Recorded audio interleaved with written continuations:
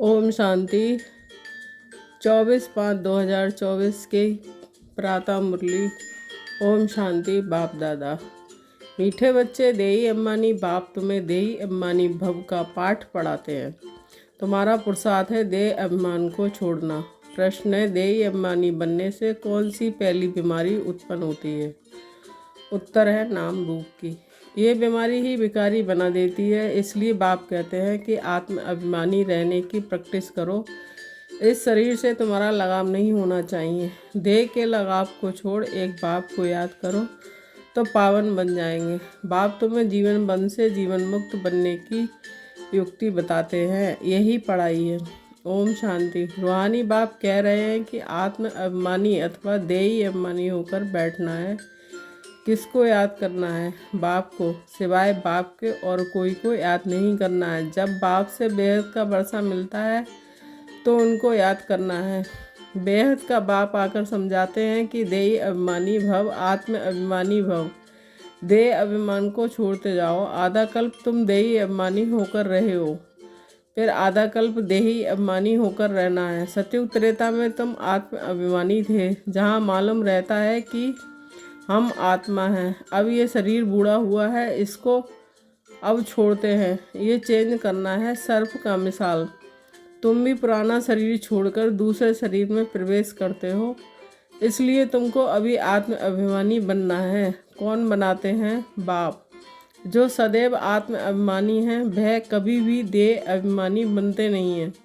भल एक बार आते हैं तो भी देह अभिमानी नहीं बनते हैं, क्योंकि ये शरीर तो पराया लोन पर लिया हुआ है। इस शरीर से उनका लगाव नहीं रहता। लोन लेने वाले का लगाव नहीं रहता। जानते हैं कि ये तो शरीर छोड़ना है। बाप समझाते हैं कि मैं ही आकर तुम बच्चों को पावन बनाता हूँ। तुम सतो प्रधान थे, सो फिर तमो प्रधान बने हो। अब फिर पावन बनने के लिए तुमको अपने साथ योग सिखलाता हूँ। योग अक्षर ना कहकर याद अक्षर कहना ठीक है। याद सिखलाता हूँ। बच्चे बाप को याद करते हैं। अभी तुमको भी बाप को याद करना है। आत्मा ही याद करती है। जब रावण राज शुरू होता है तो तुम बच्चे देही अभिमानी बन पड़ते हो, फिर बाप आकर आत्म अभिमानी बनाते हैं। देही अभिमानी बनने से नाम रूप में फंस पड़ते हो, विकारी बन जाते हो। नहीं तो तुम सब निर्विकारी थे, फिर पुनर्जन्म लेते लेते विकारी बन जाते हो। ज्ञान किसको, भक्ति किसको कहा जाता है? ये तो बाप ने ही समझाया है। भक्ति शुरू होती है द्वापर से, जबकि 5 विकार रूपी रावण ही स्थापना होती है। भारत में ही रामराज और रावण राज कहा जाता है, परंतु ये नहीं जानते कि कितना समय रामराज और कितना समय रावण राज चलता है। इस समय सभी तमोप्रधान पत्थर बुद्धि हैं, पैदा ही भ्रष्टाचार से होते हैं। इसलिए इसको विशेष वर्ल्ड कहा जाता है। नई दुनिया और पुरानी दुनिया में रात दिन का फर्क है। नई दुनिया में सिर्फ भारत ही था। भारत जैसा पवित्र खंड कोई बन ना सके, फिर भारत जैसा अपवित्र भी कोई नहीं बनता। जो पवित्र वही फिर अपवित्र बनता है, फिर पवित्र बनता है। तुम जानते हो कि देवी देवताएं पवित्र थे, फिर पुनर्जन्म लेते लेते अपवित्र बन गए हैं। सबसे जास्ती जन्म भी यही लेते हैं।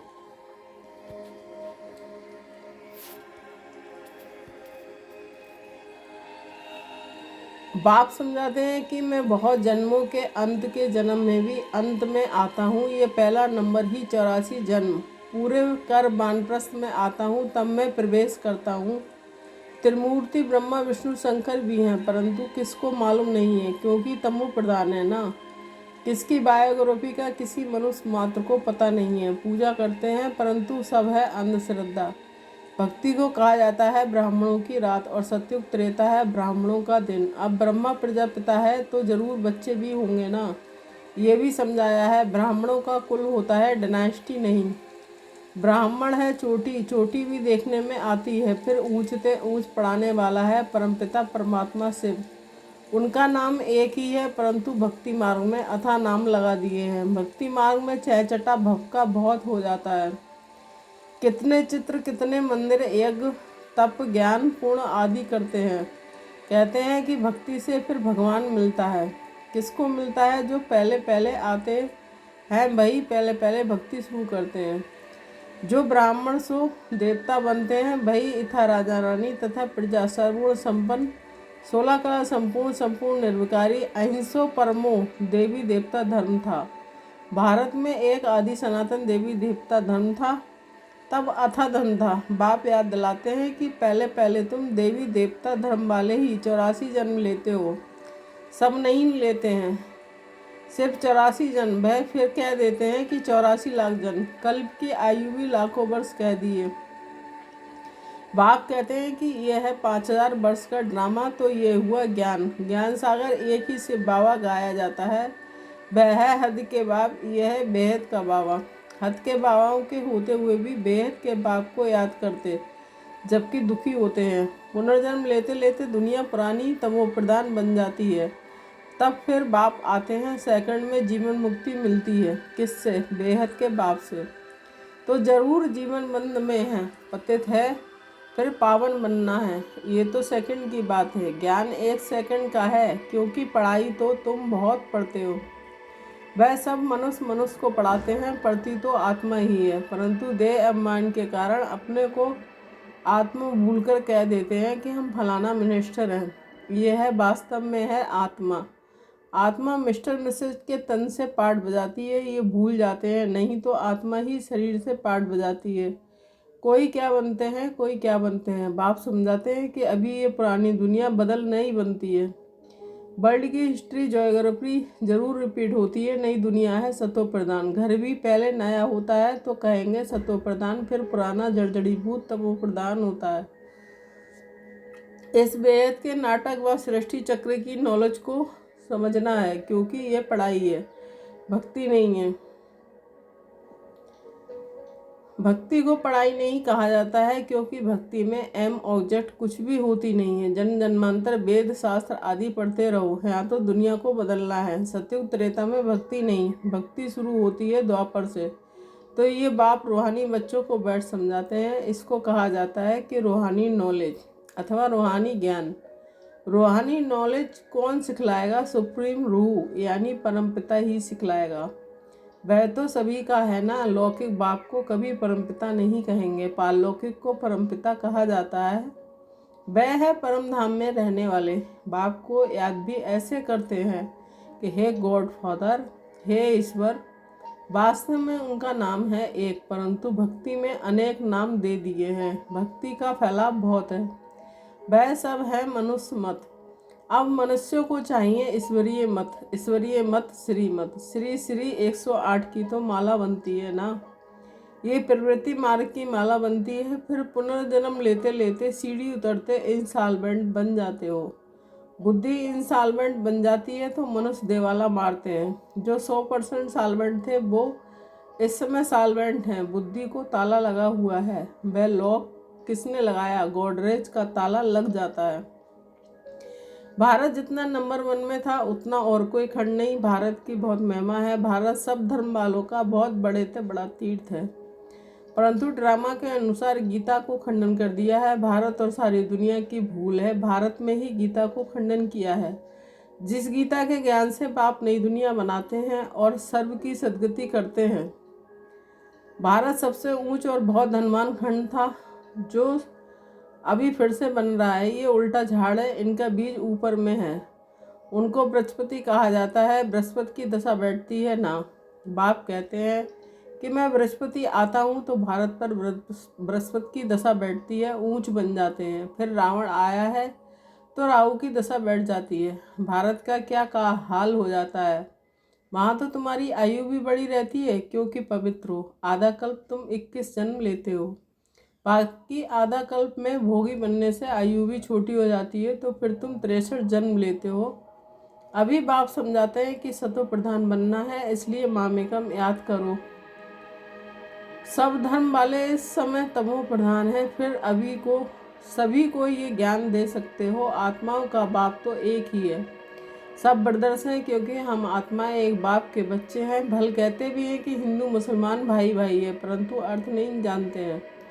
आत्मा कहती है राइट, सब ब्रदर्स का बाप एक है, बरसा देना ही है बड़े बाबा को। वह आते भी भारत में हैं, सिर्फ जयंती मनाते हैं, परंतु वह कब आया था ये किसको भी पता नहीं है, क्योंकि तुम्हारी युद्ध है 5 विकारों से।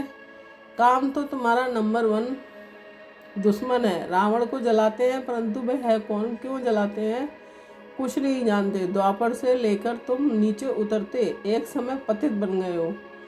एक तरफ शिव बाबा को याद कर पूजते हैं, दूसरी तरफ फिर कहते हैं कि वह सर्वव्यापी है। जिसने तुमको विश्व का मालिक बनाया, उनको तुम माया के चक्र में आकर गाली देते हो। बाप कहते हैं कि मीठे बच्चे, तुम मुझे अनगिनत जन्मों में ले गए हो, मुझे कण कण में कह दिया है, ये भी ड्रामा बना हुआ है। बेहद के बाप की गलानी करते कितनी पाप आत्माएं बन गए हो। रावण राज्य है ना, ये भी तुम जानते हो कि इस समय सब भक्तियां हैं। सबकी सदगति करने वाला कौन है, सचखंड स्थापन करने वाला सबका बाबा है। रावण को बाबा नहीं कहा जाता है। 5 विकार हर एक में हैं, विकार से पैदा होते हैं, इसलिए भ्रष्टाचारी कहा जाता है। देवताओं को कहा जाता है संपूर्ण निर्विकारी, अभी हैं संपूर्ण विकारी। देवताएं जो पूजे वही फिर पुजारी बनते हैं। वह कह देते हैं कि आत्मा सो परमात्मा। बाप कहते हैं ये भूल है, पहले पहले तो अपने को आत्मनिश्चय करना है। हम आत्मा इस समय ब्राह्मण कुल के हैं, फिर देवता कुल में जाते हैं।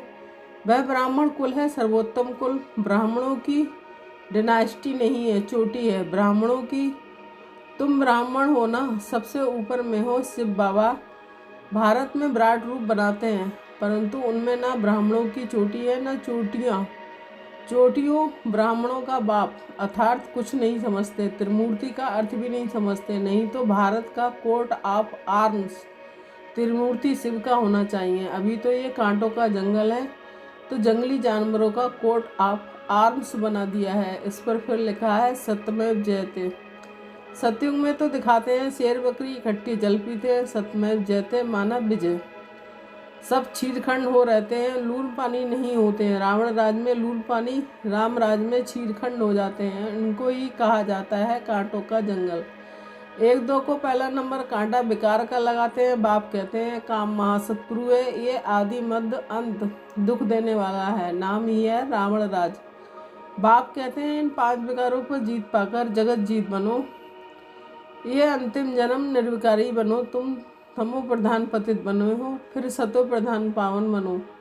गंगा कोई पतित पावनी नहीं है, शरीर का मैल तो घर में भी पानी से उतार सकते हो। आत्मा तो साफ नहीं हो सकती। भक्ति मार्ग में कितने ढेर के ढेर गुरु लोग हैं।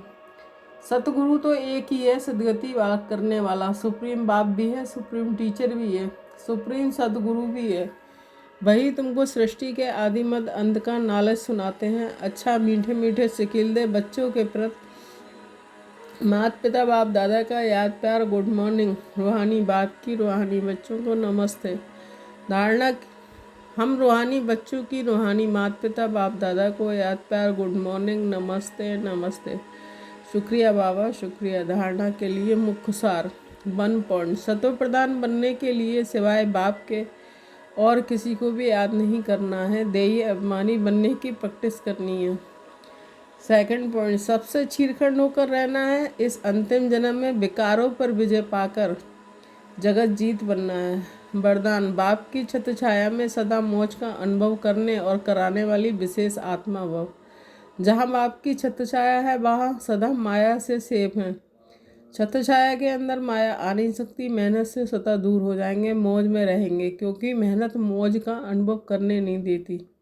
छत्र छाया में रहने वाली ऐसी विशेष आत्माएं ऊंची पढ़ाई पढ़ते हुए भी मौज में रहती हैं, क्योंकि उन्हें निश्चय है कि हम कल के विजयी हैं। पास हुए पड़े हैं तो सदा मौज में रहो और दूसरों को मौज में रहने का संदेश देते रहो। यही है सेवा स्लोगन। जो ड्रामा के राज को नहीं जानता वही नाराज होता है। ओम शांति।